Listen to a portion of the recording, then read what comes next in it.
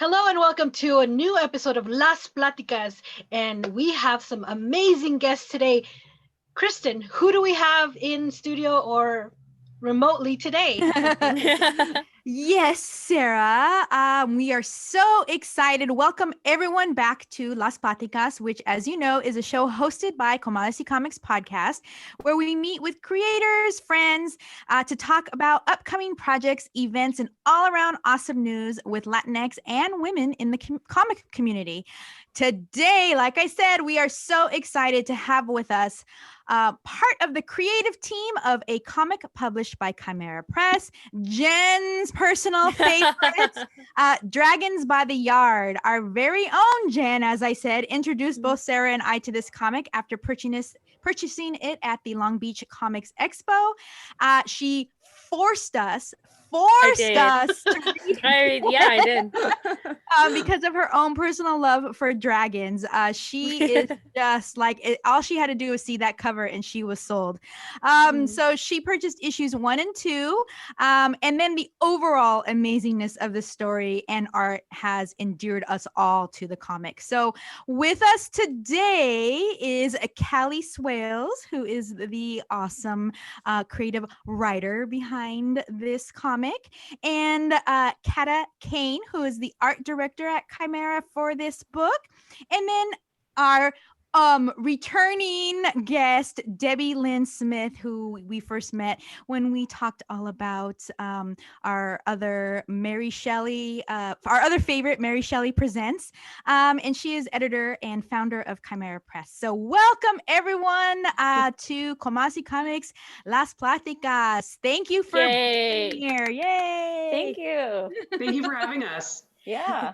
So we'd like to start by having you each introduce yourselves and describe how you got into comics, but also talk to us because this is actually a very interesting, I guess, thing for us as interviewers to have. Usually we just have an author, we just have a colorist, or just have the inker, but we have a part of the team who worked on this book together. So can you, as part of your introduction, tell us what your role was and explain to us a little bit more in depth of what that meant? So Kelly, let's have you start. Oh, okay. Well, like you said, I'm Kelly Swails. I'm a writer. I do a lot of fiction writing. My background's in clinical laboratory science. So my day job is actually doing writing in the medical laboratory community field. Wow. Basically. So yeah, Wow. so people pay me money to write. So I think, honestly, I'm just living the dream. That's wonderful. Yeah. So as far as getting into comics, it's kind of like part of my family's mythology that I learned how to read books when I was 3 years old by reading my dad's Archie comics. Oh, nice. Oh, nice. So I had a very, very early introduction to comics and graphic novels. I really didn't get into them. Like when I think I don't want to say I had already grown out of them. I didn't get into them in the 70s or late, I should say early 80s, when a lot of people were trying to get into comics because I just wasn't into like superhero stories really. Mm-hmm. So my re-entry, I guess, into comics, like actually writing comic scripts, it's really all due to Debbie. She and I, she'll get to this, I'm sure, but Debbie's a writer and has been for decades. And we met through the science fiction, speculative fiction writing community.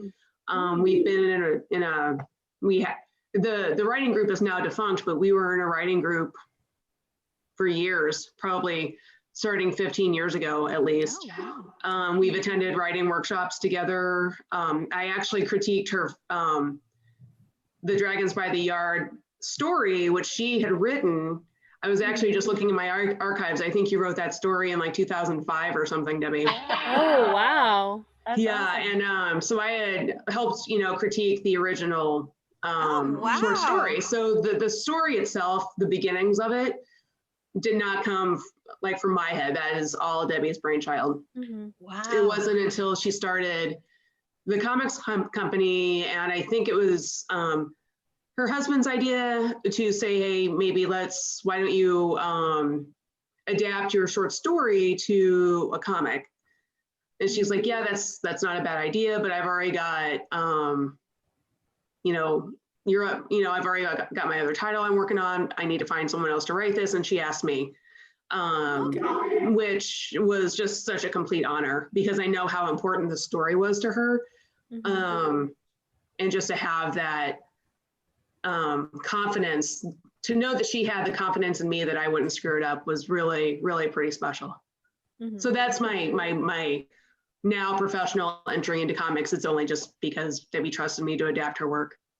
Oh, that's so awesome. sweet. Great. Well, Debbie, I feel like we need you to go next and talk to us a little bit about more about this. I mean, this story has been kicking around for a while.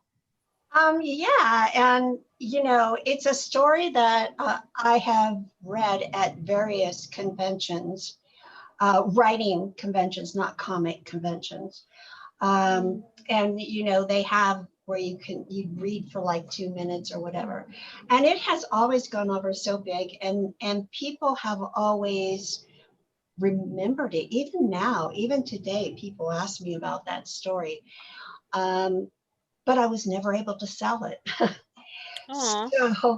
So it just languished. And Kelly's absolutely right. It was my husband who insisted that we do it as a comic. I really was resistant. And finally I decided, okay, yeah, but I'm going to ask Kelly, because I felt Kelly has a great sense of humor. And I wanted more of a sense of humor given to it, and she brought so much to it.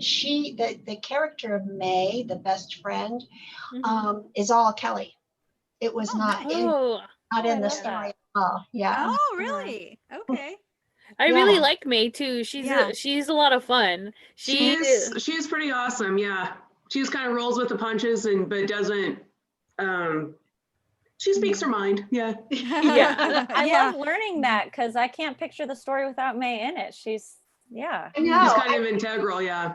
She's an integral part of the story, and it's the best friend that she gets to talk to. So we get to learn about, you know, Robert's relationship and the problems with having, you know, dragons. You know, I mean, imagine having a toddler who can breathe fire and fly.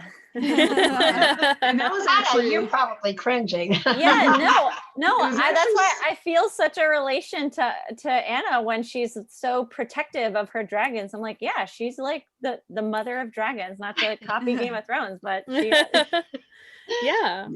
So actually, May was born out of frustration. I'll be real frank on my part.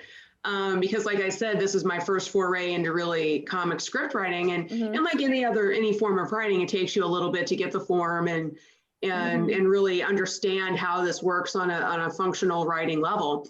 And that issue that May has introduced is the second issue.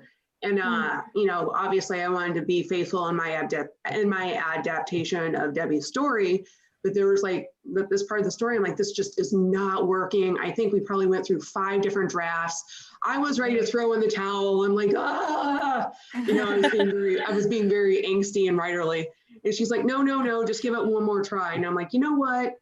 I'm just going to make up a character, you know, just kind of, I didn't like put aside her story. It's still very much her story. But like, as soon as I added May, it's like, oh, yeah, this is what it needed. And like that next draft, Debbie was like, yep, this is amazing. This is perfect. And why didn't we think of this before? That's pretty awesome. It needed some supporting cast. Yeah. It's probably what the short story needed as well. So that's probably why I didn't sell the short story, you know. But yeah, so Kelly and I work together, you know, and she's an incredible writer. And she picked up the form fairly quickly, actually, you know. So yes, it's been really fun working on it with her. Before we go into Kata and let her introduce herself, Debbie, can you just, for those listeners who may not have heard our amazing review, and if you haven't, please go back and listen to that episode, but can you just give us the short synopsis of what Dragons by the Yard is? Sure. Anna is a woman who likes to sew all things dragons, and she meets a mysterious woman who gives her this wondrous fabric and asks her to sew her dragons out of it and put a little piece of brimstone in.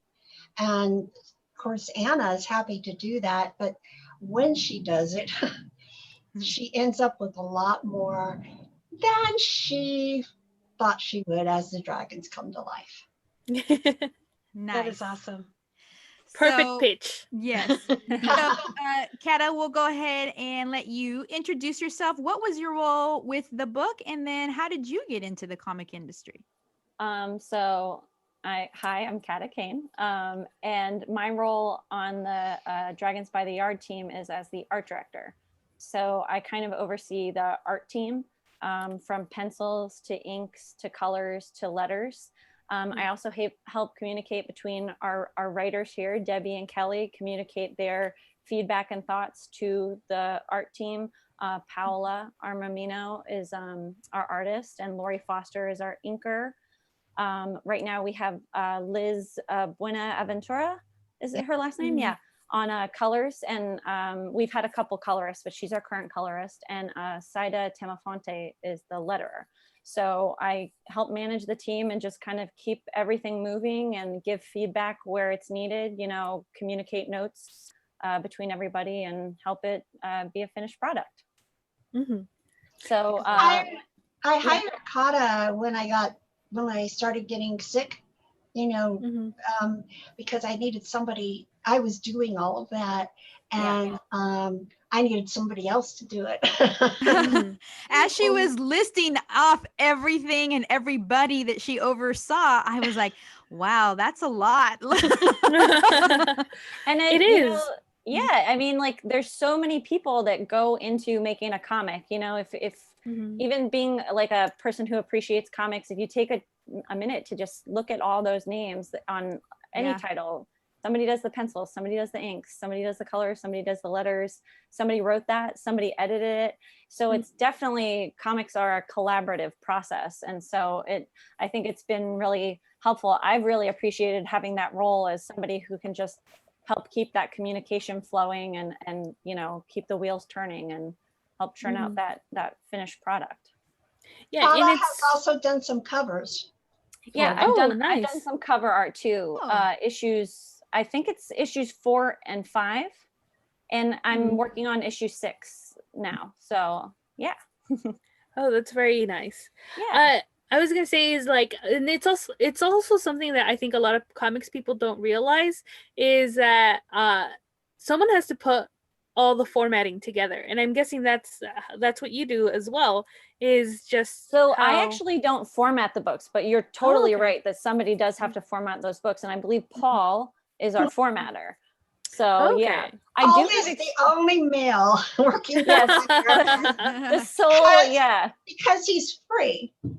Well, I like to say that he is, our token male, but he really only got the job because he's sleeping with the owner. It's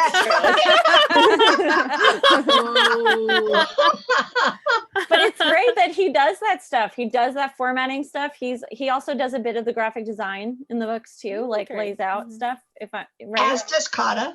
Yes, I help with that, but I feel like Paul is like the end guy. Like, it goes to him and he gets it all together and print it out. So still, that's amazing. Yeah. And what was your introduction to comics?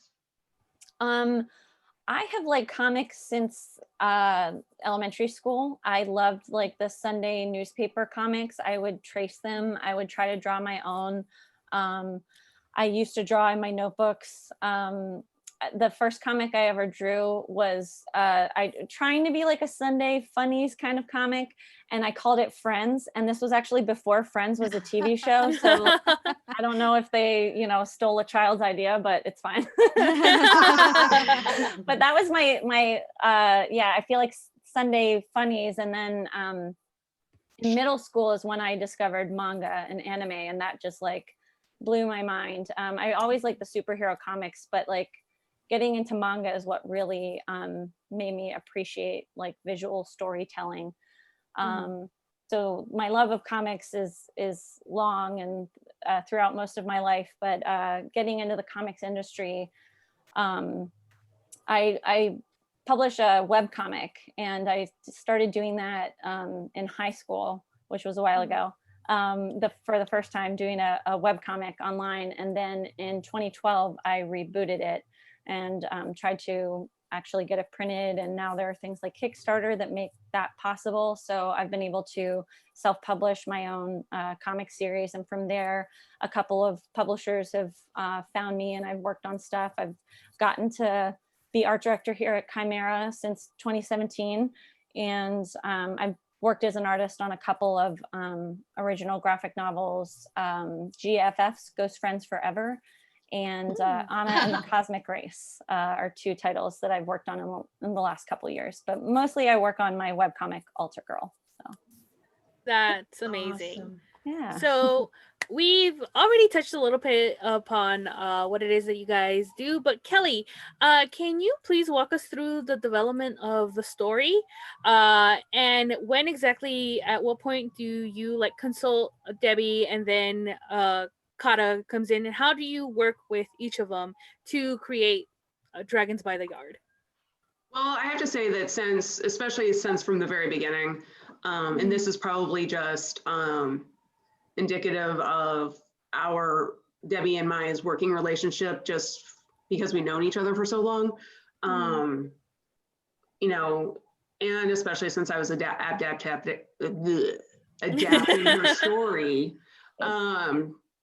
you know, right from the get-go, we were basically picking apart her short story, what's essential, what's not, where do we want the story to go.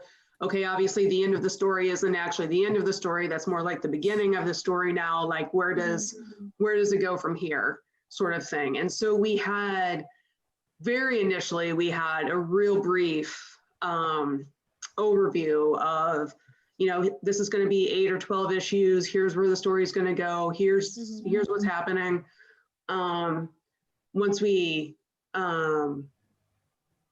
Once it's time for the next issue, we get down, she and I get on a video chat, we have a meeting. Okay, here's the nitty gritty for this issue. What's the arc? What's the emotion behind it? What's going through these characters' minds? Like, what's the story for this issue? Keeping in mind what our main arc is. Once we get kind of a rough outline down, I sit down and I write it. I have to say, it's, for me, like, the process of actually writing is really pretty different from fiction writing. Whereas when I'm writing fiction, I find I can only do it for an hour, maybe an hour and a half at a time. If I get 1,500 words in a fiction writing session, that's a really great day. Wow. A comic script is 24 pages, like 24 script pages. I can write it in 8 hours, start to finish. Oh, wow.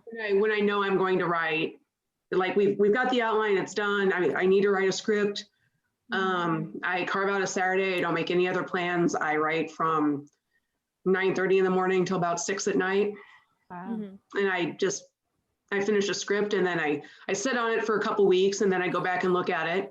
I'm like, yeah, no, I think this is okay. Or no, I think I need to make some changes. And then once I do that, then I send it to Debbie. Oh, okay. I have to say that I have to echo Debbie's sentiment that you picked up the format very easily and quickly, because we've read a lot of writers who transitioned from prose into comics, and it's very easy for them to get very wordy because they don't tend to rely or learn to rely on their artists to help tell the story until maybe issue 5 or 6. Oh, really? Okay. But we loved your writing, and it just flowed so well, and I would have never actually, just by reading the book, known that it was your first comic. Oh, that makes me feel so great. That makes me feel so great. And I think honestly, a big testament to that, and this is probably why it's easier for me to write a comic script. I mean, whenever you're doing the script, there's a lot of, I would say, I call it in my head art direction. It's not really what Kata does, but it's, you know, like here's a house. You can't just say it's a house, you know, because houses even just across America look completely different, right? So it's like, okay, here's a house. I want it to look like this. Here's maybe a picture, you know, that sort of thing. So you give a little bit of direction to the artist that way. But for the most part, like the story and the words, that's just all dialogue. And even in my prose fiction, I'm a dialogue maven. Like I'm very little exposition. It's all dialogue. I think that's probably why I think that helped my transition between the two mediums. Nice. But thank you. I appreciate the compliment. Absolutely. What's well deserved. Sarah, do you have a question?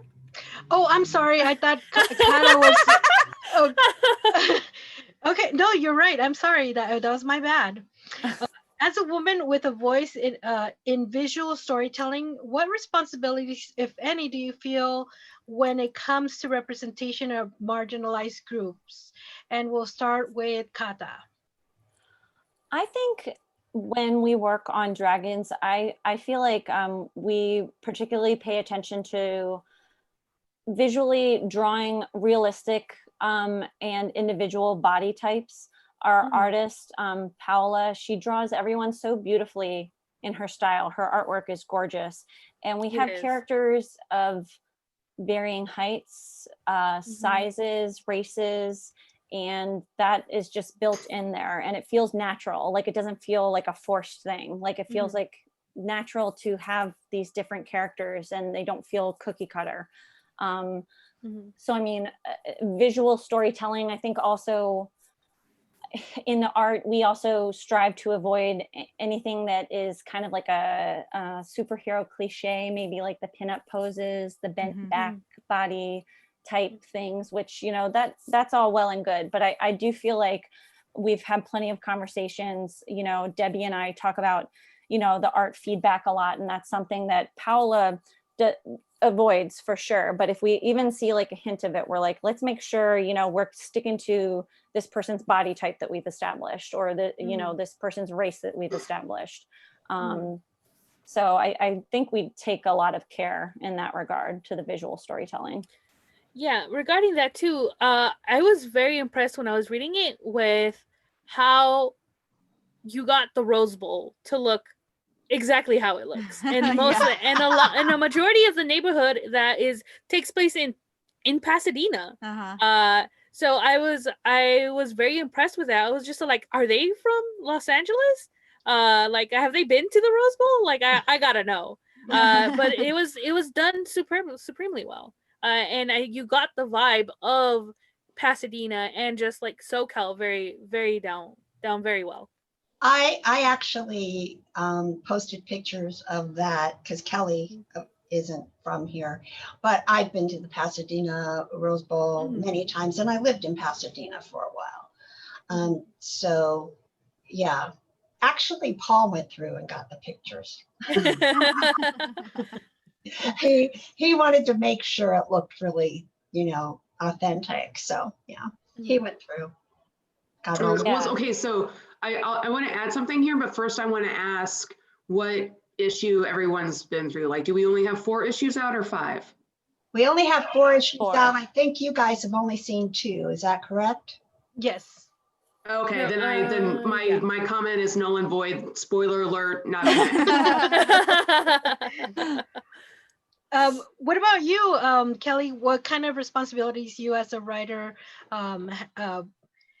you know, and introducing representation into the story and so forth? You know, I'm mindful of that, obviously, like with people with, obviously, you know, I'm a white person, right? So I'm obviously mindful of writing characters that aren't white and what they might be going through. At the same time, for me as a writer, I just feel that people are people. And at our emotional core, I think that we're all more similar than we think. So as a writer, I tend to concentrate on the character and her in their situation in the story, being mindful of the idea that somebody from situation X would have a different reaction to this sort of thing than, you know, a 50-year-old white guy from Connecticut. You know, they're going to have different reactions to something, right? But at the core, like I said, I'm mindful of that, but I don't let myself obsess over it, because it would kind of give me writer's block, because I think it's really easy as a writer to get in your own head and be like, oh, if I screw this up, like the entire internet's going to hate me. Yeah. You know, I think that's a pretty good mindset to go in, was just like get it done instead of like hyperfixating. And it's like you have to. I mean, obviously you're mindful of the audience and stuff like that, but the bigger thing for me is like being mindful of the story and being mindful of what I want to accomplish. You know, like I want to tell like an emotional, good story. Excellent. And Debbie, do you have anything to add to that as the actual founder of Kymera Press? How do you feel as far as any responsibility of being the maven of this amazing publishing company when it comes to representation of marginalized groups? I feel a lot of responsibility. I mean, that's why I formed Kymera Press. Okay, so for instance, we have a title called Ivory Ghosts, but I'm not involved with that one. And I noticed that the character had been colored a lot lighter than she was supposed to be. She's supposed to be like mixed race. Okay, so the next time we do a print run, that's going to change. Liz is going to go back and fix that, because it doesn't even match the cover of the first issue. You know, so it was just something that got by, you know, because we are white, so sometimes things like that will slip through. But if we get out of this pandemic and can start making money, I mean, I have looked for writers of color, because I think that we can tell stories, but I'm like Kelly, you know, I don't want, I mean, I'm going to put, of course, marginalized groups. There's a lot of them in Gates of Midnight, because I just wanted to write about the people I see around me.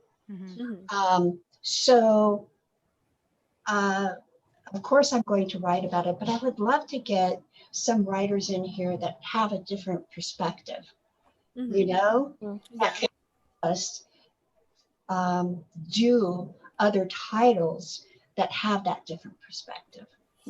But that all requires money. Yep, that's the biggest factor, is always the money. We need the filthy lucre. I want to make something clear in that when I formed Kymera Press, it was to get writers and artists a platform where they got paid to do their art. I wasn't asking them to do it for free, and I won't ask them to do it for free. Okay. Nancy Holder just has completely decided not to accept money for the scripts. Oh, wow. Oh, wow. But if it succeeds, and if it would happen to go into a television show, if there's any producers out there, Mythology Horror Show, of course she would be compensated. Right. But that's, Nancy and I have been friends for a long time, and she just refuses it, and I don't feel comfortable with it. But If I write checks, she tears them up.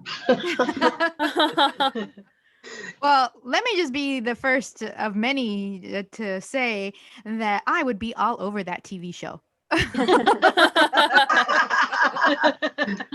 Anything Nancy touches is gold, right? So you know it's going to be amazing. Nancy is wonderful. Yeah. She is. We had She's a her good human on, being. and yeah, she was awesome.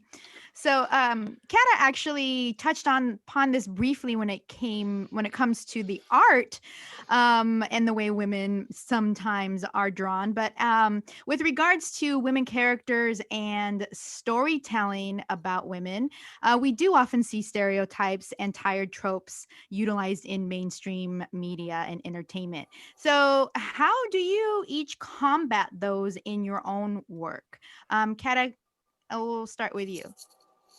I mean, I'll talk about in Kymera work. I know you said in your own work, but since we're talking about dragons, Yeah. I mean, I feel like with our characters in dragons and avoiding those tropes, I think, you know, what Kelly was saying earlier, that if you write about, you know, people as they are, we have a lot in common, and there's a lot that's human, I think, about our characters in dragons, that they don't feel, you know, one-dimensional. They feel really rounded, and they have like this definition to them beyond where we meet them, I guess, at the beginning of the stories, like their motivations and where they kind of go. They just feel like they don't stay hitting that one note. We're like kind of growing with them, and we can kind of understand them, if that makes sense. Like our main character, Anna, is, I think, a very brave character, very headstrong character, but I also see the times when her stubbornness gets her in trouble.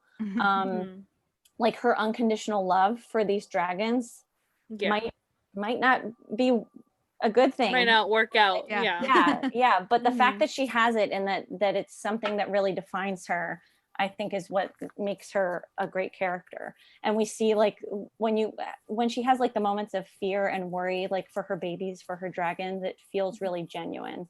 You know, it doesn't feel like a one note character. And I think all the characters working together kind of help round out each other. And so everybody, the way the characters interact with each other, I guess, helps them to avoid some of the tropes I think they could easily fall into also.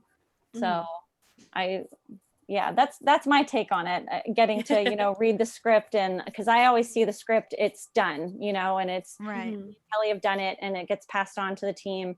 And then I get involved when the art starts coming in. So I'm reading the script, and I'm looking at the art, and, you know, making sure story notes are getting hit, and, you know, the feelings are there. So I really appreciate, you know, getting to be in that middle place, and getting to read it and think about what I'm taking in for the story. And also, as an artist myself, I can think about, well, this is how I would draw it. And then I see Paola's work, and I'm like, oh my gosh, it's gorgeous.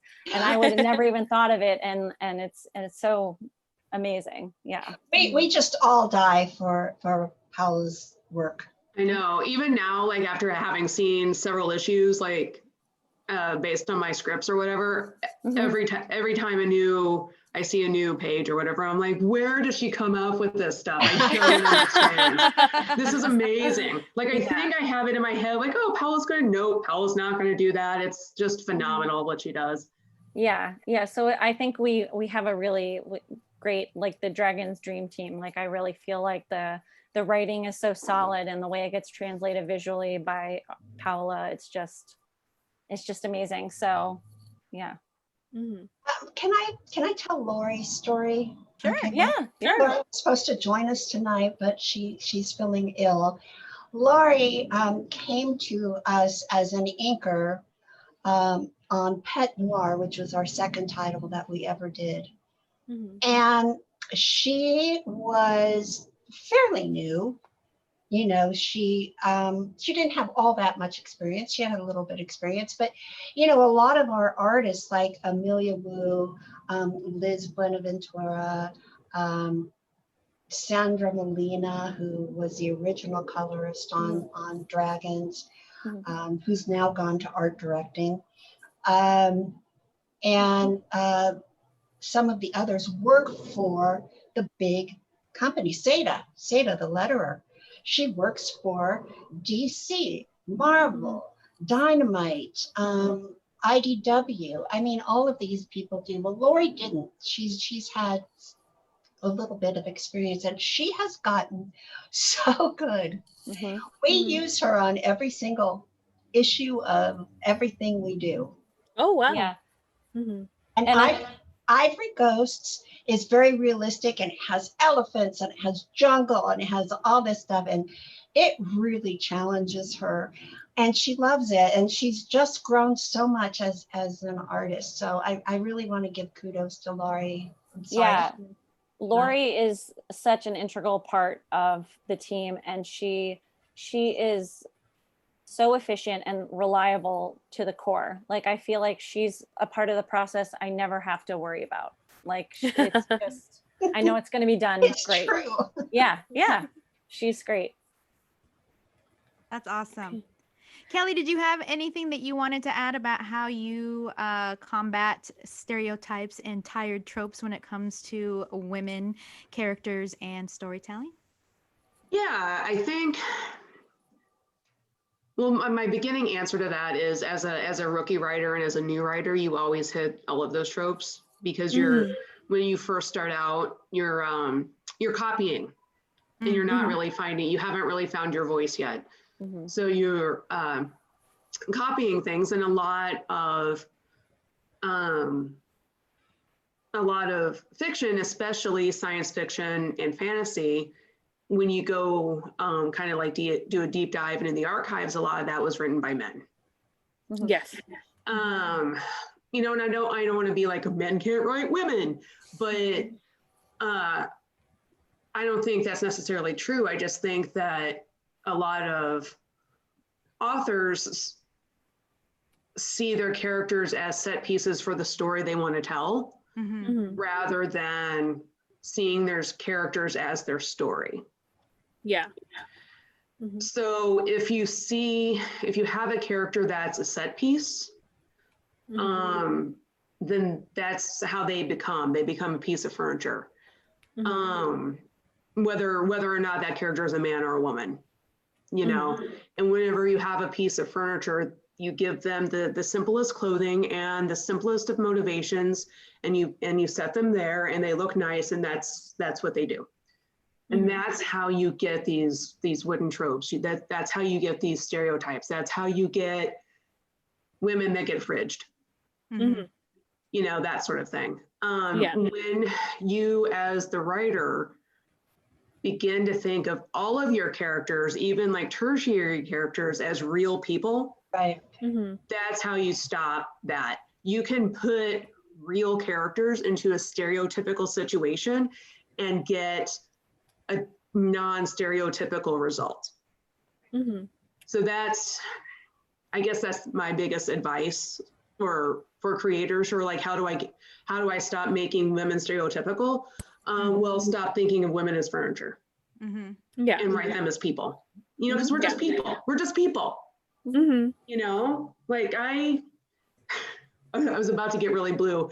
I was like, listen, I just took a shit this morning just like you did, okay? Just a person, just like you. So I think that's the biggest thing is, you know, as a writer, I think all of my characters are real people. Honestly, that's the best way to go about it. So, as women creators, what unique challenges do you face, and what lessons can you pass on from what you've learned from tackling them? Because I know, like, Kelly, you said you come from science fiction or just fiction? Just speculative fiction. I've written science fiction, fantasy, horror, contemporary. Yeah, I've written kind of a lot. So kind of tell us a little bit, like, was it hard to like kind of break into that scene? Because as you mentioned before, fiction is, as right now, is very strongly white cis men. And sometimes it can feel like lonely being like, either sometimes you go to like a writing group or something and you realize, hey, maybe I'm the only woman here, or like I'm the only individual that looks like this that's in here. Right. I will say that that's slowly changing, because I know a lot of people in power, so to speak, publishers, small publishers, magazine publishers and editors, they're all very cognizant of holding the door open for the folks that are coming in. That's not always the case. I mean, you do have some publishers that are still, very much, white dudes in New York having a 3-martini lunch making a deal. That still exists. Yeah. And I'm not going to say it doesn't. It totally does. I would say I'm a little bit, I don't want to say unique, but I'm not easily intimidated, really. So whenever I was getting started writing or trying to break into publishing speculative fiction professionally was probably 2003 or 4. And I started I got my start actually at going to Gen Con. They had a writer symposium, which is like a convention within a convention, which I now co-direct, by the way, but back in the day I was just on TV. So yeah, like I went to all the panels, I met authors, I was shaking hands, I was, it didn't occur to me that I couldn't do what I wanted to do. And a lot of that is my upbringing. My dad never, I always joke that he would buy me cars and trucks and stuff, not because he wanted a boy, but because it didn't occur to him that I couldn't play with the toys that I wanted to play with. That's a great mindset to have. Yeah, and I think that's really carried me in through my adult life. Like, it's never occurs to me that I can't do something that I want to do just because I'm a girl. Yeah. And I realize that not everyone has that background and not everyone has that experience, and not everyone, can like barrel into a room and just start shaking hands like I can. Like I understand that that's just my personality and not everyone has that. But I would say it's easier now than it was 15 years ago. My hope is 15 years from now, this is not a conversation we'll be having. Yeah, definitely. Debbie? I am an introvert who likes to pretend I'm an extrovert. So I can't barrel into a room like Kelly can and just start shaking hands and saying, I have a hard time with that. But, people tell me all the time that I can't do something. I've been publishing stories since the 1980s, and in starting out in very small publications, and I send stories out and I get a rejection, and I look at the rejection. If it tells me why it was rejected, I looked at the story, see if I should make the changes.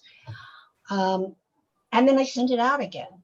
Rejection doesn't break my spirit. It's like, okay, that wasn't the right fit. They told me in television that you couldn't sell a spec script. And I wrote one anyway, and I sold it. They told me, I couldn't start my own company using all women writers and artists. And I did it anyway. And that's why the Kymera Press slogan is, we're not asking for permission. I love that. Yeah, I do. I love that a lot.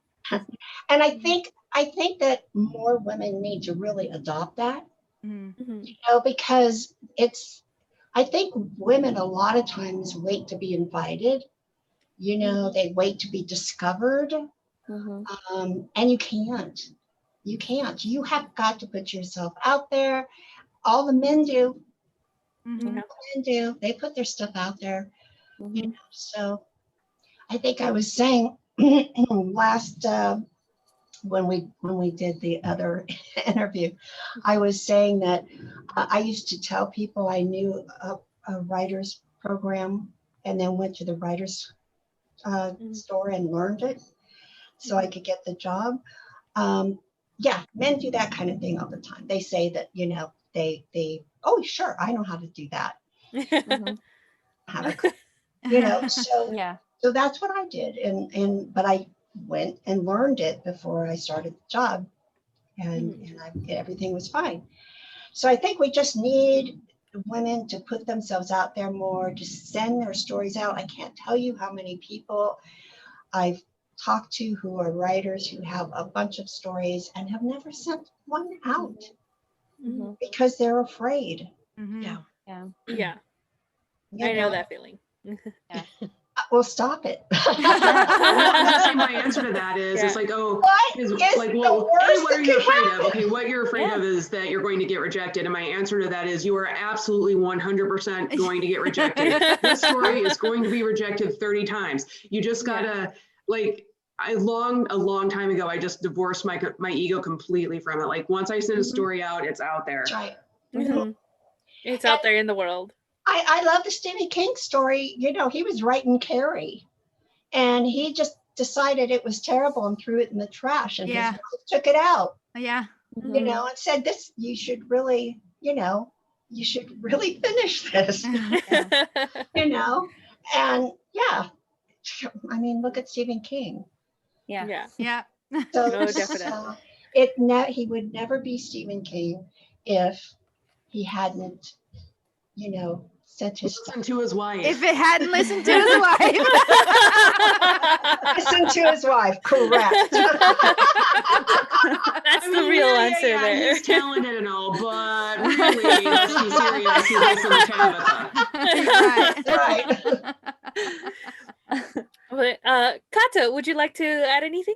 Yeah, I mean, I think to echo what both Debbie and Kelly are saying, like, you do have to have a certain amount of confidence and kind of conquer those fears, those internal fears you have. And the best way to do that is, of course, you want the external validation of somebody reading a script or seeing your art and loving it and approving it.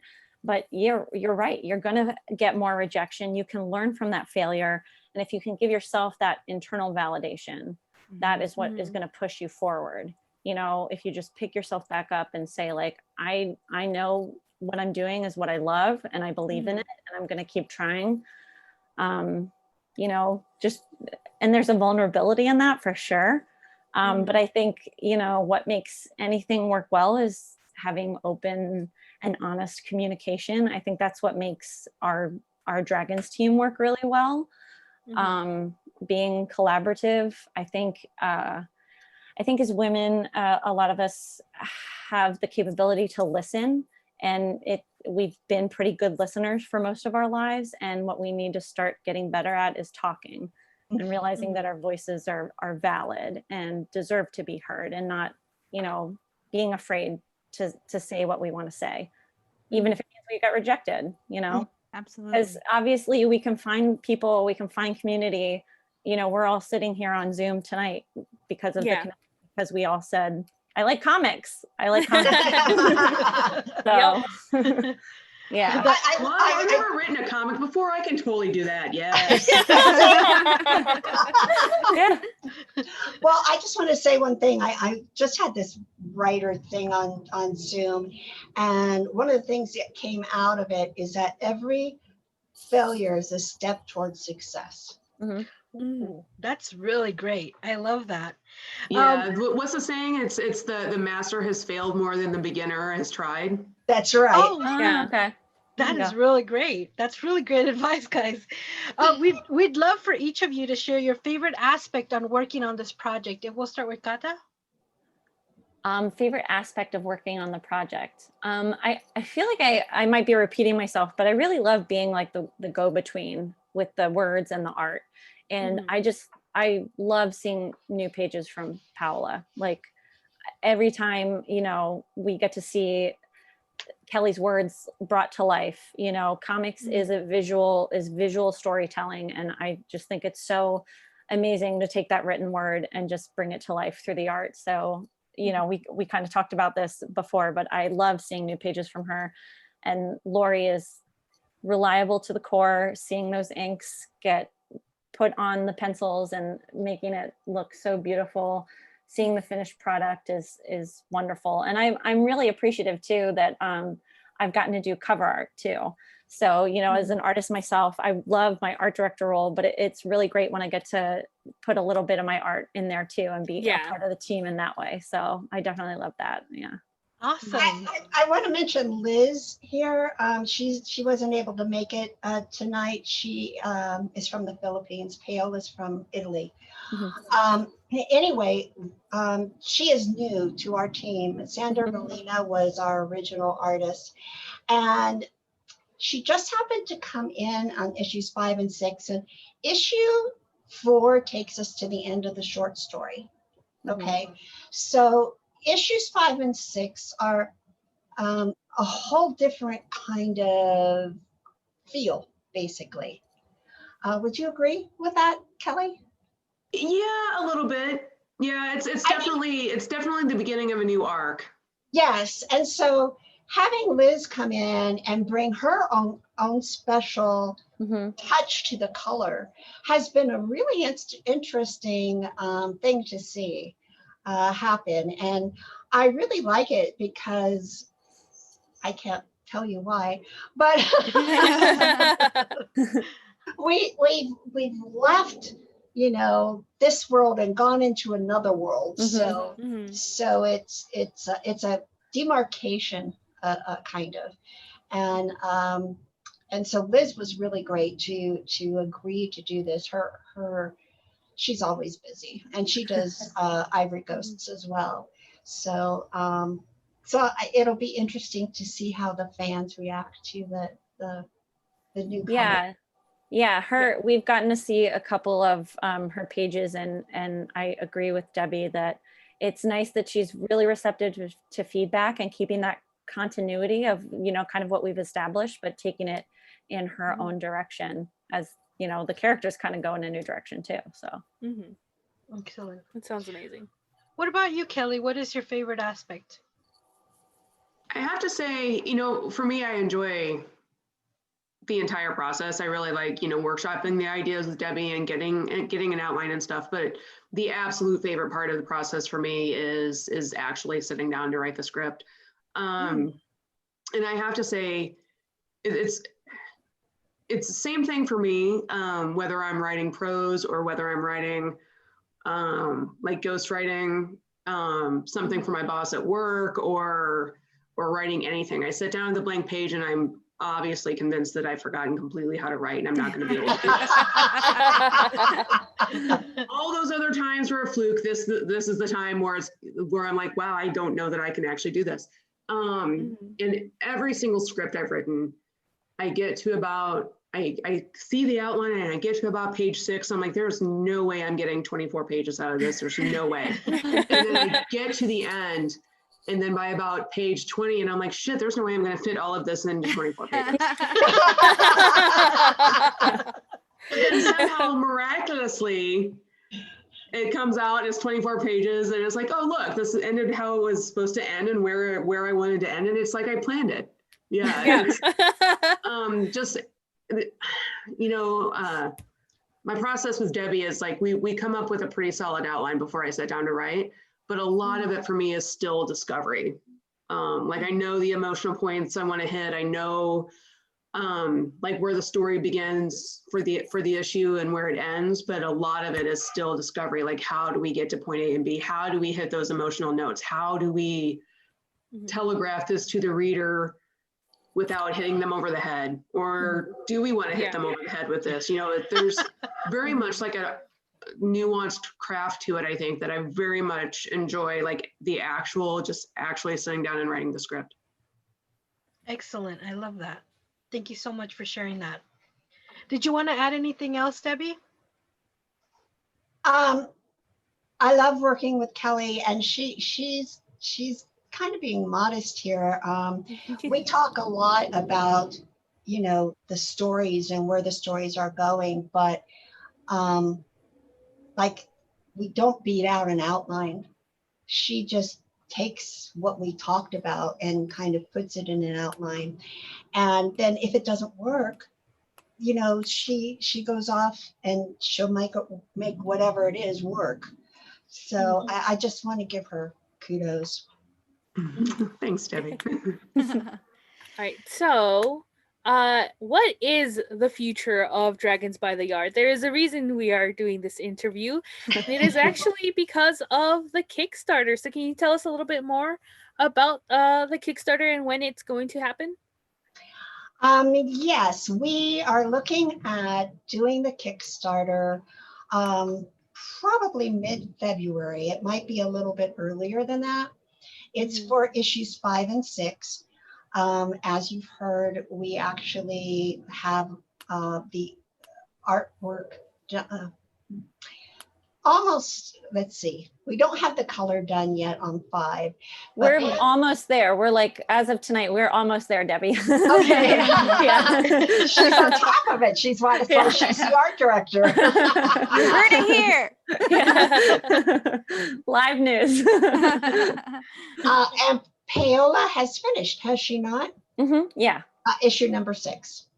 And so we want to run a Kickstarter to, try to defer some of the costs. The pandemic has really hurt us. We haven't been able to go to conventions, and so we haven't been making any money. And so we want to get these issues out there. And so, it's going to be a fun Kickstarter, actually, and of course we'll be offering the issues as rewards, but we also have some other little surprises like holographic dinosaurs, like night lights. Oh my God, that sounds amazing. I'm all about it. and we'll look into plushies for you, okay? Thank you. Or maybe tiny sword. You're gonna rub me blind is what I'm hearing. So what else do you like, Jen? Yeah, can we just turn this into a focus group real quick? That's right. Well, let me tell you right now. I just dropped $60 on an art book that is by a Spanish fantasy artist. That is just all about dragons. So if you want to include like a concept art book and slap like a $50 price tag on there, that's it. Oh, wow. I think we found our super fan, Debbie. Yay. That's a great idea. That is actually a really great idea. We are going to do a coloring book. Oh, that's amazing. I love a coloring book. Me too. And we're going to be taking different images out of, the issues that we have. And they'll be the inked pages for coloring. That's awesome. That's great. I love it already. It's a great pandemic activity too. Very that's right. Relaxing. Definitely. Oh, that's so exciting. I can't wait. Oh, good. And then my husband thinks we should do dragon chocolates sometime. Ooh. Like chocolate frogs, but chocolate dragons. So you guys all love this. This is great. Are you kidding? We're going to be coloring while eating chocolate? And if we giving us all their money, see, I'm liking all of this. And if we do it around Valentine's Day, you hope Valentine's Day, huh? Yeah, there you go. There you go. We've got to jot all of this down. What we have on our plate, and we're thinking about just asking for money for issue 5 and making issue 6 a stretch goal. Oh, okay. Nice. That'd be really cool. Yeah.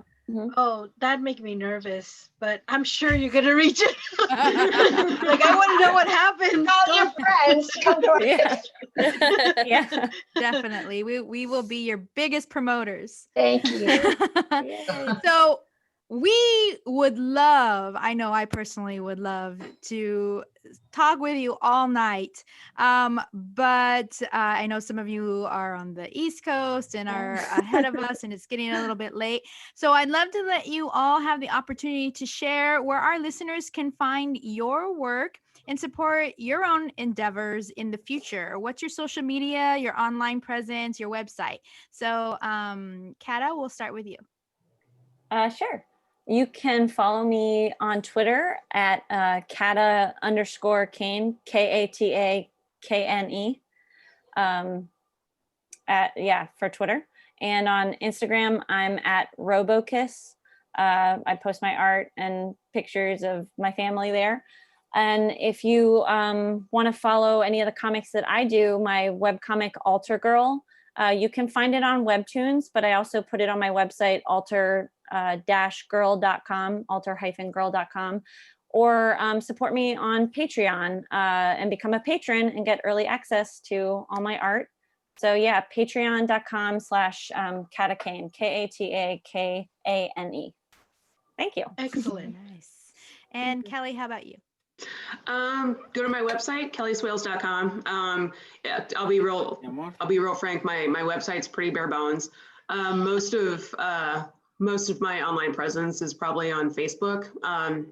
I'm easy to find, but I did post everything publicly. But at the beginning of the pandemic, I had a tweet that went viral, like real viral. Oh. And I started getting harassment on my public Facebook page. Whoa. Wow. So my Facebook page is friends only, but I generally friend everybody unless you look like a creeper. So there's that, but I'm quite active on Twitter. It's my name, Kelly Swails. I'm on Instagram. Once again, Kelly Swails. I am super easy to find. Nice.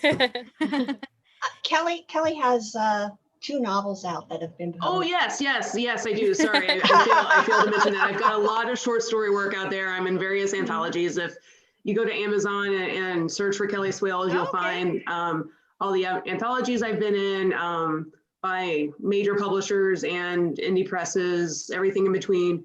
And also I've self-published 2 young adult novels. Ooh. And they're wonderful. I've read them. So. Yes. That's amazing. So Debbie, how about you and also Kymera? KymeraPress.com, KymeraPress.com. And Kymera Press is on Facebook, and Kymera Press is on Instagram and Twitter. But I am really bad at social media. So I think mostly Kymera Press on the Facebook page is where I interact the most with people. And I would love to hire a social media Yeah. Yeah. to post for me. I mean, I tried to do it for our comic store, and it's a full-time job. Mhm. You do need to hire somebody. It takes a lot of time. Yeah. It really does. It does. It's very time consuming. Absolutely. Well, again, thank you all for being here tonight. We really appreciate it. We love Dragons by the Yard. It is a great book. Wonderful art, great story, and we're so happy that you have shared that story with us in a comic book format. That makes it extra special. So thank you so much for being here. We really appreciate you having carving out the time to talk to us here at Comadres y Comics. Be sure to like and subscribe, everyone. Like and subscribe. Well, I bid you farewell, and we have been your hosts. I'm Sarah. I'm Kristen. And I'm Jen. Bye, guys. Thank you so much. Thank you. Thanks. Thank